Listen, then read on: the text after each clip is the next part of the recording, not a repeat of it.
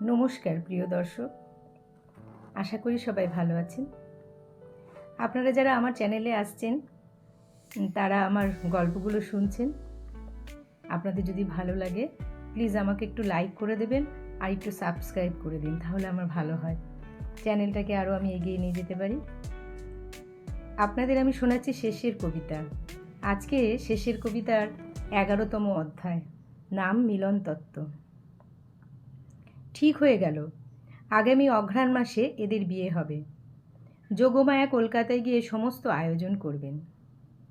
লাবণ্য অমিতকে বললে, তোমার কলকাতায় ফেরবার দিন অনেককাল হলো পেরিয়ে গেছে। অনিশ্চিতের মধ্যে বাঁধা পড়ে তোমার দিন কেটে যাচ্ছিল, এখন ছুটি, নিঃসংশয়ে চলে যাও। বিয়ের আগে আমাদের আর দেখা হবে না।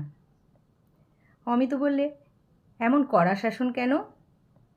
লাবণ্য, সেদিন যে সহজ আনন্দর কথা বলেছিলে তাকে সহজ রাখবার জন্যে। অমিত বলছে, এটা একেবারে গভীর জ্ঞানের কথা। সেদিন তোমাকে কবি বলে সন্দেহ করেছিলুম, আজ সন্দেহ করছি ফিলোজফার বলে। চমৎকার বলেছ। সহজকে সহজ রাখতে হলে শক্ত হতে হয়। ছন্দকে সহজ করতে চাও তো জ্যোতিকে ঠিক জায়গায় কষে আটতে হবে। লোভ বেশি, তাই জীবনের কাব্যে কোথাও জ্যোতি দিতে মন সরে না। ছন্দ ভেঙে গিয়ে জীবনটা হয় গীতহীন বন্ধন। আচ্ছা, কালই চলে যাব, একেবারে হঠাৎ, এই ভরা দিনগুলোর মাঝখানে।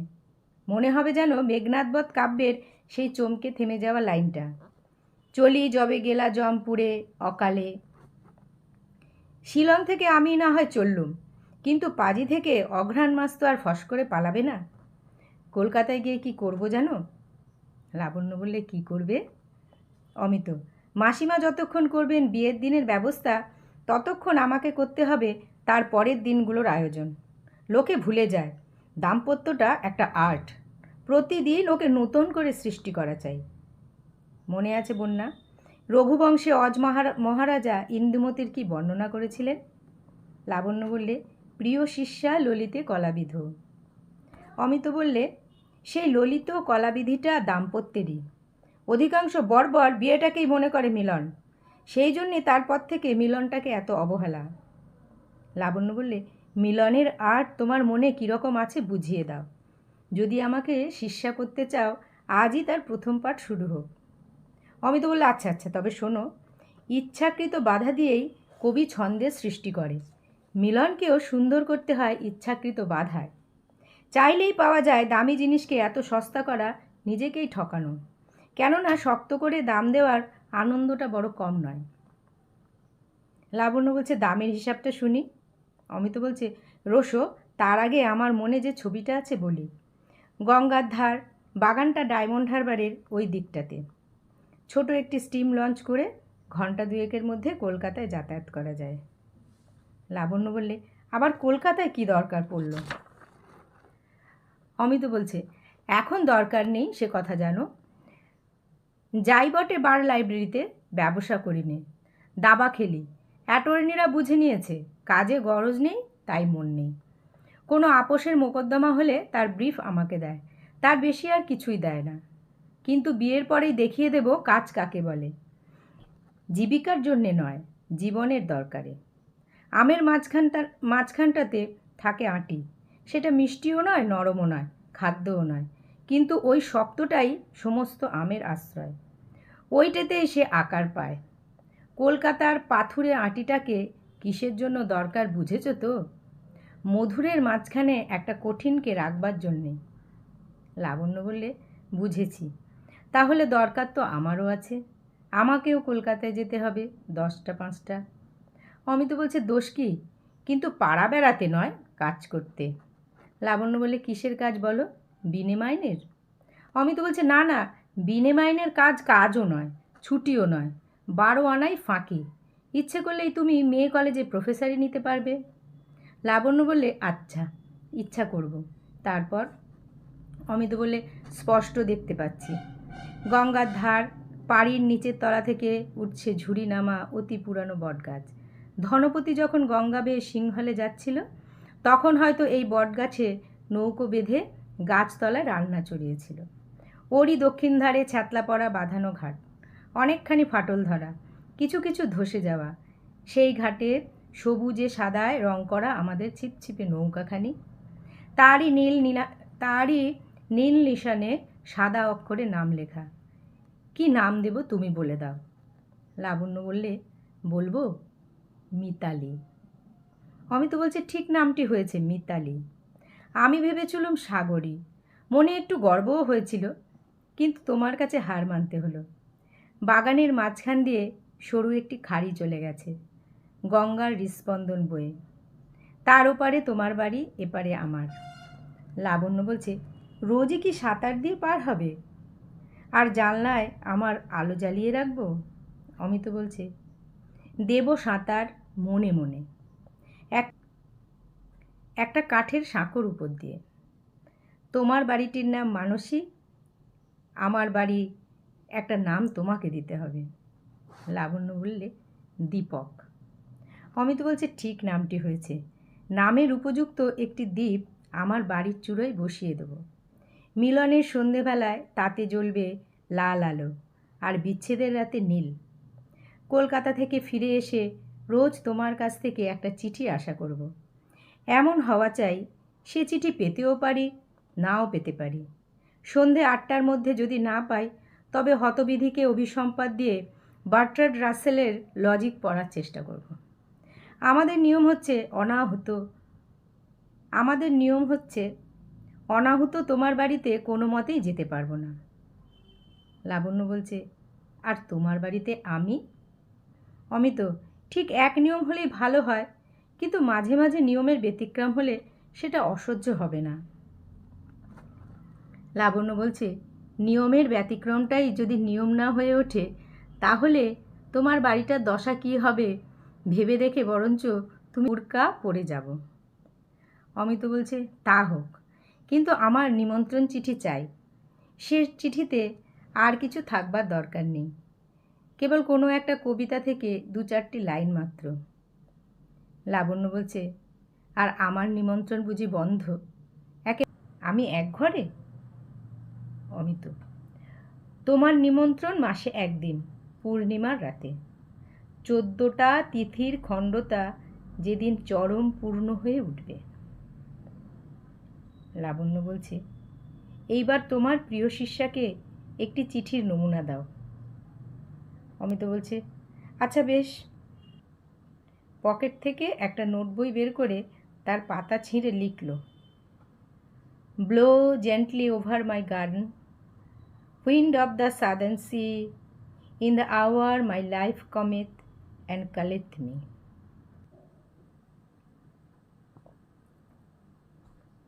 চুমিয়া যেও তুমি আমার বনভূমি, দক্ষিণ সাগরের সমীরণ, যে শুভক্ষণে মম আসিবে প্রিয়তম, ডাকিবে নাম ধরে অকারণ।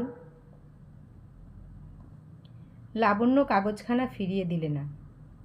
অমিত বললে, এবারে তোমার চিঠির নমুনা দেখাও দেখি, তোমার শিক্ষা কতদূর এগোলো। লাবণ্য একটা টুকরো কাগজে লিখতে যাচ্ছিল। অমিত বললে, না, আমার এই নোট বইয়ে লেখো। লাবণ্য লিখে দিলে, মিতা, তমসি মম জীবনং, তমসি মম ভূষণং, তমসি মম ভবজলধিরত্নম। অমিত বইটা পকেটে পুরে বললে, আশ্চর্য এই, আমি লিখেছি মেয়ের মুখের কথা, তুমি লিখেছ পুরুষের। কিছুই অসঙ্গত হয়নি। শিমুল কাঠি হোক আর বকুল কাঠি হোক, যখন জ্বলে তখন আগুনের চেহারাটা একই হয়। লাবণ্য বললে, নিমন্ত্রণ তো করা গেল, তারপর? অমিত বললে, সন্ধ্যা তারা উঠেছে, জোয়ার এসেছে গঙ্গায়, হাওয়া উঠল ঝিরঝির করে, ঝাউ গাছগুলোর সার বেয়ে বুড়ো বটগাছটার শিকড়ে শিকড়ে উঠল স্রোতের ছলছলানি। তোমার বাড়ির পিছনে পদ্মদিঘি, সেইখানে খিড়কির নির্জন ঘাটে গা ধুয়ে চুল বেঁধেছ। তোমার এক এক দিন এক এক রঙের কাপড়। ভাবতে ভাবতে যাব আজকে সন্ধেবেলার রঙটা কী।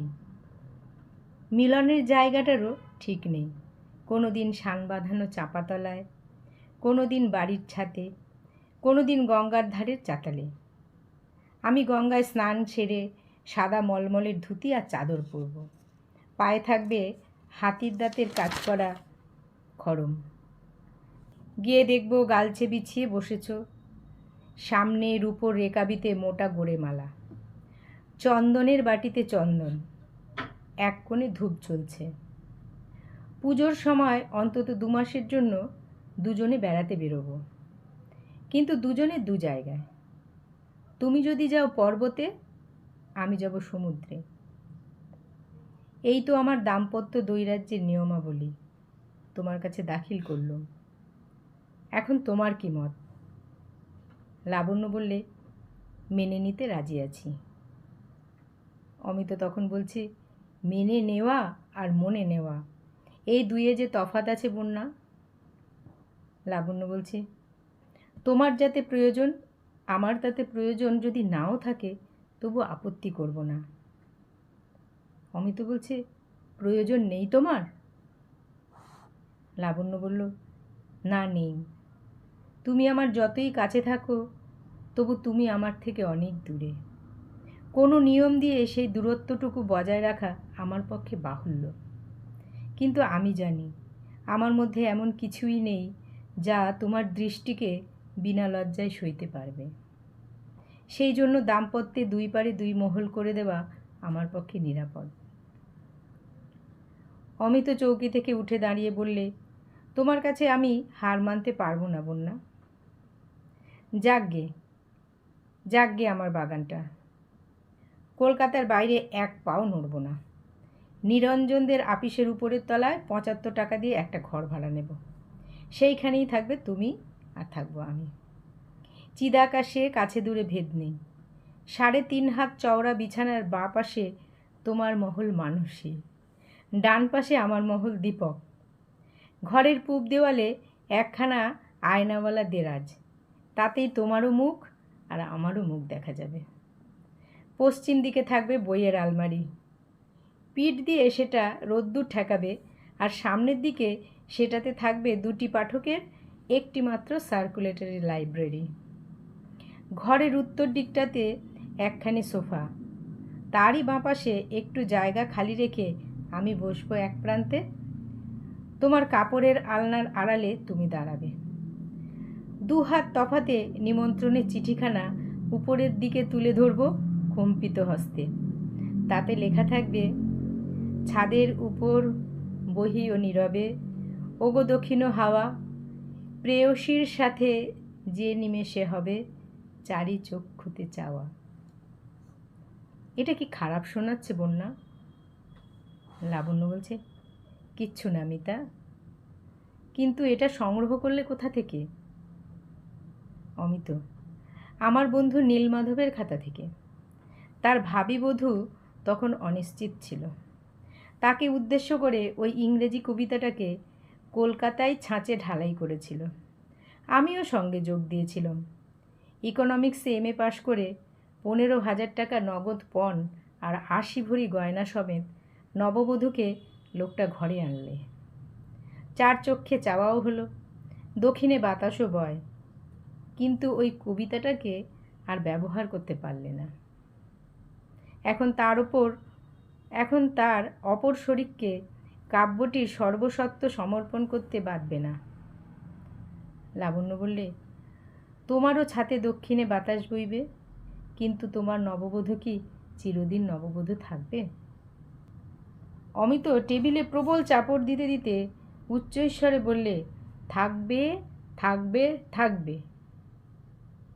যোগমায়া পাশের ঘর থেকে তাড়াতাড়ি এসে জিজ্ঞেস করলে, কি থাকবে অমিত? আমার টেবিলটা বোধ হচ্ছে থাকবে না। অমিত বলছে, জগতে যা কিছু টেকসই সবই থাকবে। সংসারে নববধূ দুর্লভ, কিন্তু লাখের মধ্যে একটি যদি দৈবাত পাওয়া যায়, সে চিরদিনই থাকবে নববধূ। লাবণ্য বললে, একটা দৃষ্টান্ত দেখাও দেখি। একদিন সময় আসবে দেখাবো। যোগমায়া তখন বলছে, বোধ হচ্ছে তার কিছু দেরি আছে, ততক্ষণে খেতে চলো।